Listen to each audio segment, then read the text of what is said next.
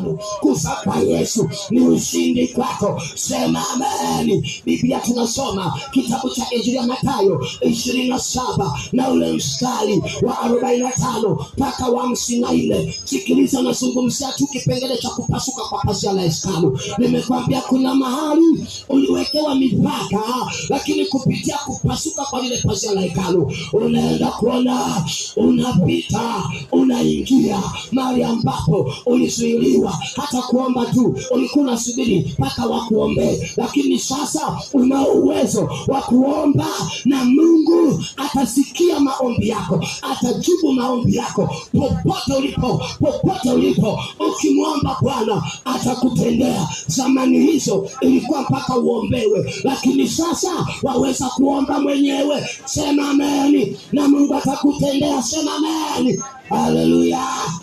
Papa, haleluya.